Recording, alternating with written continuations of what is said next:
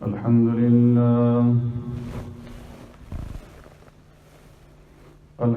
لله نحمده ونستعينه ونستغفره ونؤمن به ونتوكل عليه ونعوذ بالله من شرور أنفسنا ومن سيئات أعمالنا من يهده الله فلا مضل له ومن يضلله فلا هادي له ونشهد أن لا إله إلا الله وحده لا شريك له ونشهد أن سيدنا وسندنا ونبينا ومولانا محمدا عبده ورسوله أرسله الله إلى كافة للناس بشيرا ونذيرا وداعيا إلى الله بإذنه وسراجا منيرا أما بعد فقد قال الله تبارك وتعالى في القرآن المجيد والفرقان الحميد فأعوذ بالله من الشيطان الرجيم بسم الله الرحمن الرحيم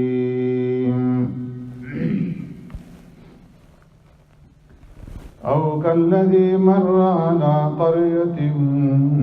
وهي خاوية على عروشها قال أنى يحيي هذه الله بعد موتها فأماته الله 100 عام ثم بعثه قال كم لبثت قال لبثت يوما أو بعض يوم قال بل لبثت 100 عام فانظر إلى طعامك وشرابك لم يتسنه وانظر إلى حمارك ولنجعلك آية للناس وانظر إلى العظام كيف ننشزها ثم نكسوها لحما فلما تبين له قال أعلم أن الله على كل شيء قدير صدق الله مولانا العظيم يا رب صل وسلم دائما أبدا على حبيبك خير الخلق كلهم هو الحبيب الذي ترجى شفاعته لكل هول من الأهوال مقتحم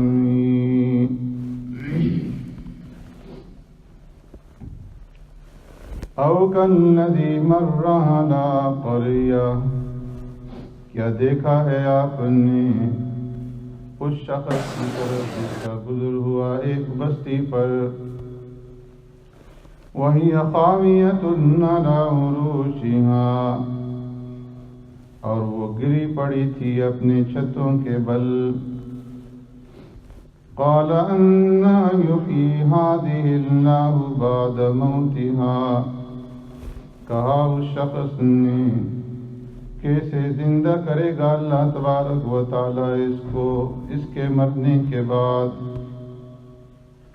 فَأَمَاتَهُ اللَّهُ 100 عَامٍ پس موت دے دی اللہ تبارک و تعالی نے اس شخص کو 100 سال تک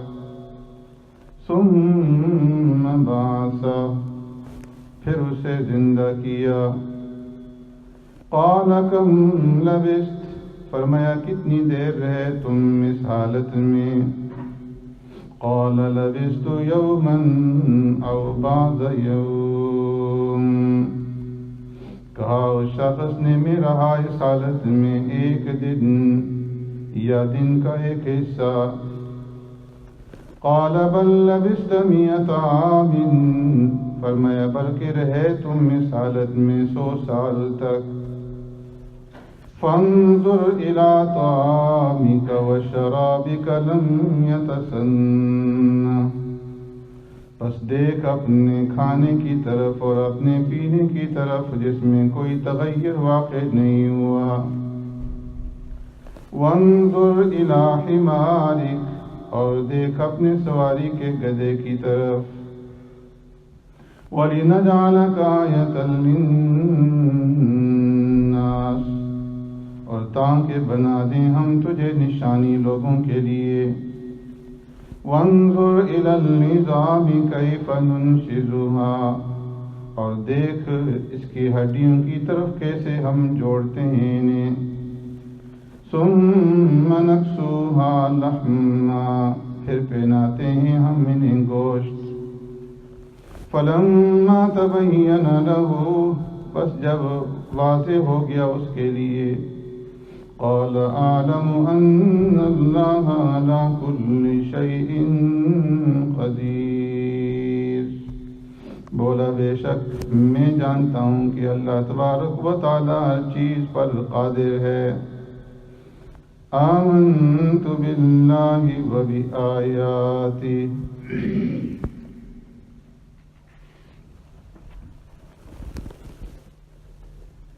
حضرات گرامی، اس سے پہلے اللہ تبارک و تعالی نے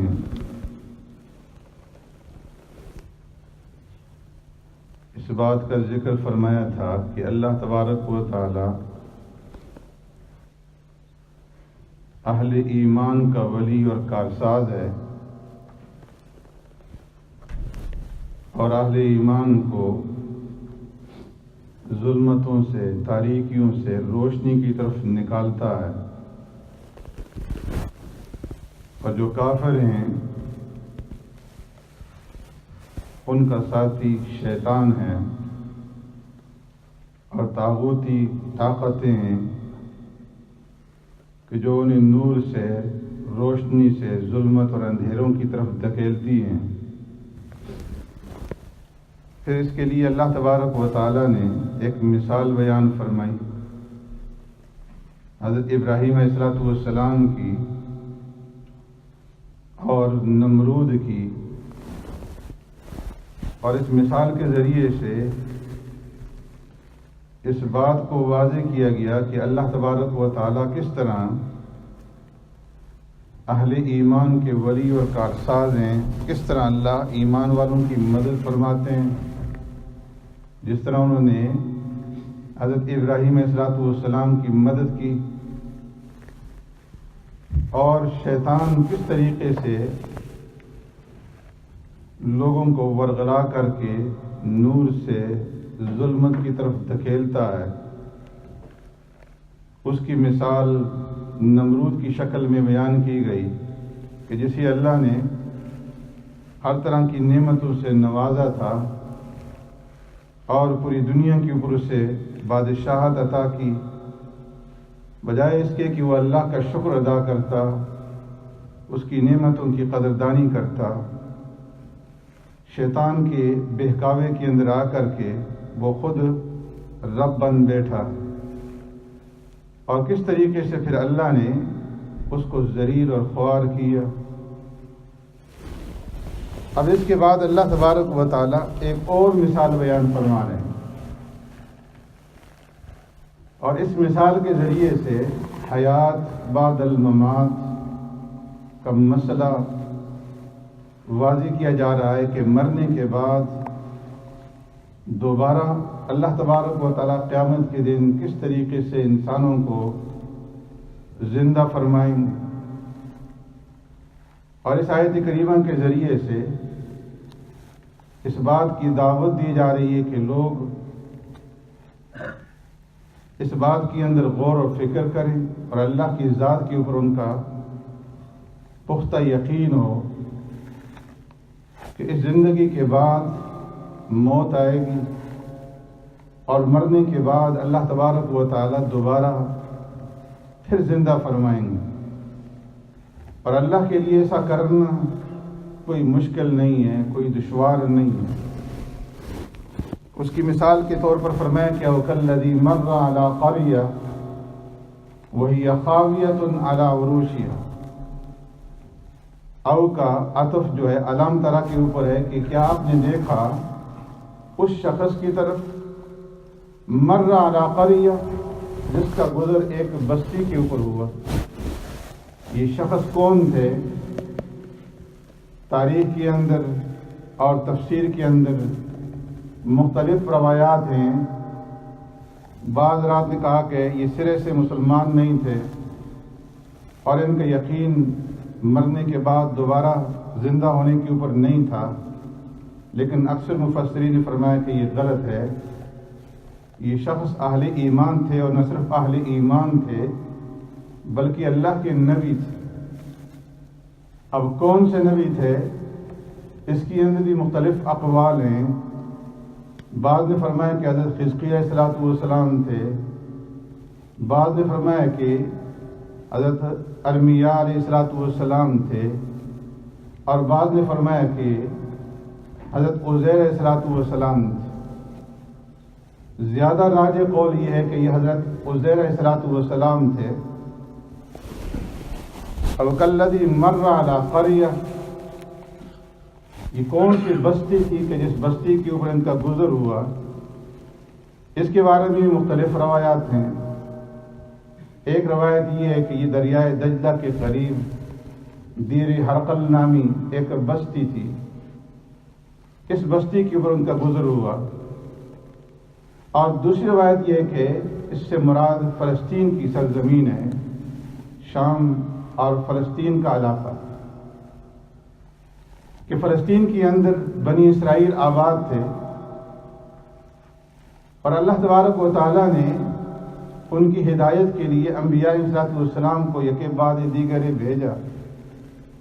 لیکن جب یہ لوگ حد سے تجاوز کر گئے اور اللہ کے احکامات کی نافرمانی شروع کر دی، اور اللہ کی طرف سے بھیجے ہوئے انبیاء علیہ السلام جو انہیں نیکی کی طرف اور راہ راست کی طرف دعوت دے رہے تھے، بلا رہے تھے، ان میں سے بعض انبیاء کو قتل کیا، اور زناکاری، شراب، قتل و غارت، ڈکیتی، مار دھاڑ، بدامنی، زمین کے اندر فساد، یہ ان کا وتیرہ بن گیا۔ تو پھر اللہ تبارک و تعالیٰ نے ان کو سزا دی، اور سزا کے طور پر اللہ نے ان کے اوپر بخت نصر کو مسلط کیا۔ پہلے میں عرض کر چکا ہوں گزشتہ بیان کے اندر کہ 4 آدمی ہیں جنہوں نے پوری دنیا کے اوپر حکمرانی کی، ایک نمرود، اور دوسرا کفار میں سے بخت نصر جو بابل کا حکمران تھا عراق کے قریب۔ اللہ رب العزت نے سورہ بنی اسرائیل کے اندر بھی اس کا ذکر فرمایا، فَإِذَا جَاءَ وَعْدُ أُولَاهُمَا بَعَثْنَا عَلَيْكُمْ عِبَادًا لَنَا أُولِي بَأْسٍ شَدِيدٍ فَجَاسُوا خِلَالَ الدِّيَارِ وَكَانَ وَعْدًا مَفْعُولًا، کہ جب یہ لوگ حد سے تجاوز کر گئے تو اللہ نے اپنے بندوں میں سے ایسے بندوں کو بنی اسرائیل کے اوپر مسلط کیا، اولی بأس شدید، جو سخت قسم کے جھگڑالو تھے اور جنگ کرنے والے تھے۔ فجاسوا خلال الدیار، بخت نصر اور اس کا لشکر ارض فلسطین کے اندر داخل ہوا، ان کے گھروں کے اندر داخل ہو گیا، اور فرمایا کہ ہر طرف اس نے قتل و غارت کر کے خون کی ندیاں بہا دی، اور پوری زمین کی، پوری بستی کی اینٹ سے اینٹ بجا کر کے رکھ، گلی کوچوں کے اندر ہر طرف خون جو ہے وہ بہتا ہوا نظر آ رہا تھا، اور 70,000 کے قریب، اور بعض روایات کے مطابق 40,000 کے قریب لوگ مارے گئے، بنی اسرائیل کو اس نے ذبح کیا، اور 70,000 کے قریب کو قیدی بنا کر کے ساتھ لے گیا، مردوں کو غلام بنایا اور عورتوں کو باندی بنایا، اور لے جا کر کے بابل کی جیلوں کے اندر ڈال دیا گیا۔ فرمایا کہ اللہ رب العزت نے انہیں اس طریقے سے سزا دی کہ اس نے آ کر کے اس سرزمین کی اینٹ سے اینٹ بجا کر کے رکھ دی اور پوری بستی جو ہے اس کو ویران کر دیا، اور کوئی بھی آدمی اب اس بستی کے اندر رہنے والا نہیں۔ بیت المقدس جس کی تعمیر سلیمان علیہ السلام نے جنات کے ذریعے سے کی تھی، اور جنات نے اس تعمیر کے اندر زر اور جواہرات جو ہے اس کو استعمال کیا تھا، تو فرمایا کہ بخت نصر اور اس کے لشکر نے ان تمام جواہرات کو اور ہیروں کو اور زیورات کو جو لگائے گئے تھے سونا، اسے لوٹ لیا اور توڑ کر کے 1,70,000 بیل گاڑیوں کے اوپر لاد کر کے یہاں کے خزانہ وہ اپنے ساتھ لے کر کے چلے۔ تو فرمایا کہ حضرت عزیر علیہ السلام بھی اس میں قید ہوئے، بعض روایات کے مطابق دانیہ علیہ السلام بھی، حزقیہ علیہ السلام بھی، اور داؤد علیہ السلام کی اولاد میں سے بہت سارے جو نیک لوگ تھے وہ بھی قید میں ہوئے۔ بعض روایات کے مطابق عزیر علیہ السلام کا واپسی ہوئی مصر سے، اور بعض روایات کے مطابق وہ بابل سے واپس ہوئے، قید سے نکل کر کے کچھ دنوں کے بعد جب واپس آئے تو اللہ نے انہیں حکم دیا کہ تم واپس فلسطین کی طرف جاؤ۔ اب یہ جس وقت فلسطین کو پہنچے، اور بعض روایات کے مطابق یہ دیر ہرقل پہنچے، تو وہاں پر دیکھا کہ پوری کی پوری بستی جو ہے وہ ویران ہے، اس کی چھتیں گری ہوئی ہیں، چھتوں کے اوپر دیواریں جو ہیں وہ گری ہوئی ہیں، اور کوئی کسی انسان کا نام و نشان نہیں ہے۔ کچھ درخت ہیں جن کے اوپر پھل لگے ہوئے ہیں، انہوں نے انجیر کے پھل توڑے، انگور کے پھل توڑے، انجیر کھائے، انگور کو نچوڑا، اس کا شربت بنا کر کے پیا، اور جو بچہ اپنے ساتھ ٹوکرے میں رکھ لیے، کچھ انجیر رکھ لیے اور کچھ انگور کا وہ شربت اپنے ساتھ رکھ لیے۔ آرام کرنے کے لیے لیٹے تو دل کے اندر خیال پیدا ہوا، انا یحیی ھذہ اللہ بعد موتھا، کہ اس بستی کو اللہ تبارک و تعالیٰ اور اس بستی والوں کو کیسے زندہ کرے گا۔ اس بستی کی یہ حالت بن گئی ہے کہ بالکل ویران بن گئی ہے، تو تعجب دل کے اندر پیدا ہوا۔ یہ تو یقین تھا کہ اللہ قادر ہے، لیکن سوال کیا تعجب کے انداز میں کہ اس کو دوبارہ زندہ کرنے کی کیفیت کیا ہوگی۔ فرمایا کہ یہ ذہن کے اندر سوال پیدا ہوا، اور آرام کرنے کے لیے جب لیٹے تو اللہ نے ان کے اوپر نیند مسلط کی، اور ایسی نیند مسلط کی فَأَمَاتَهُ اللَّهُ مِئَةَ عَامٍ کہ پورے 100 سال تک سوئے رہے۔ 100 سال تک اللہ رب العزت نے ان کو سلایا رکھا، اور ان کی اس طرح موت واقع ہوئی، اور 100 سال تک مردہ رکھنے کے بعد ثُمَّ بَعَثَ، پھر اللہ تبارک و تعالیٰ نے انہیں دوبارہ زندہ کیا، انہیں دوبارہ اٹھایا۔ قَالَ كَمْ لَبِثْتَ، اور دوبارہ اٹھانے کے بعد ان سے سوال کیا گیا کہ بتاؤ اس حال میں تم کتنی دیر رہے۔ اب فرمایا کہ یہ جتنا عرصہ تھا 100 سال کا، اس عرصے کے اندر 70 سال تک تو بنی اسرائیل بخت نصر کی قید میں رہے، پھر اللہ رب العزت نے بنی اسرائیل کی مدد کی، اور جو نیک لوگ ان کے ساتھ جیلوں میں تھے انہیں سمجھایا، وہ توبہ طائب ہوئے، تو اللہ نے جو فارس کے حکمران تھے ان کو ان کی مدد کے لیے بھیجا، بخت نصر پہ حملہ ہوا اور انہیں شکست دی گئی، اور ان بنی اسرائیل کو قید سے چھڑایا گیا، اور یہ واپس آئے اور آ کر کے انہوں نے ارض فلسطین کو آباد کر دیا، اور اس طریقے سے آباد کیا کہ پہلے سے زیادہ شہر جو تھا یہ آباد ہو گیا۔ اور اللہ رب العزت نے لوگوں کی جو مردوں کی کمی تھی خوب اولاد سے نوازا، اور اس کمی کو پورا کر دیا۔ اب یہ جو مقام تھا اللہ رب العزت نے لوگوں کی نگاہ سے اس کو اوجر رکھا، جہاں پر حضرت عزیر علیہ السلام آرام کر رہے تھے۔ عزیر علیہ السلام کو اللہ نے دوبارہ زندہ کیا 100 سال کے بعد، اور پوچھا کم لبثت کہ تم اس حال کے اندر کتنے عرصہ رہے۔ قال لبثت یوما او بعض یوم، عزیر علیہ السلام نے جواب دیا کہ میں ایک دن اس حال میں رہا ہوں۔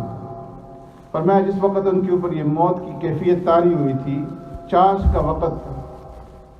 اور جس وقت ان کی آنکھ کھلی، دوبارہ اللہ نے انہیں زندہ کیا، تو پہلے جب ان کی نگاہ سورج کے اوپر پڑی تو انہیں یوں محسوس ہوا کہ سورج غروب ہو رہا ہے، تو کہا کہ یوم، ایک دن میں اس حالت میں رہا ہوں۔ پھر جب غور سے دیکھا کہ ابھی سورج غروب نہیں ہوا اور ابھی وقت باقی ہے، تو بعض یوم کہا کہ دن سے بھی کچھ کم عرصہ جو ہے میں اس حالت کے اندر رہا ہوں۔ تو اللہ رب العزت نے جواب میں فرمایا بل لبثت مئۃ عام، فرمایا ایسا نہیں، تم ایک دن یا دن کا بعد ایسا اس حالت میں نہیں رہے، بل لبثت مئۃ عام، بلکہ اس حالت کے اندر اللہ نے تمہیں 100 سال تک باقی رکھا ہے۔ فانظر الی طعامک و شرابک، اب جب انہوں نے اپنے جسم کے اوپر غور کیا تو تعجب ہوا کہ 100 سال تک میں اس حالت کے اندر رہا ہوں اور میری جسم کے اندر کسی قسم کا کوئی تغیر پیدا نہیں ہوا۔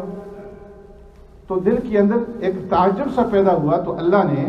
فرمایا کہ فانظر الی طعامک و شرابک لم یتسنہ، تعجب مت کرو، اپنے کھانے اور پینے کی طرف دیکھو کہ 100 سال گزر گئے اور کھانا پینا بھی ایسا تھا کہ جو بہت جلد خراب ہونے والا تھا، انجیر اور انگور کا شربت،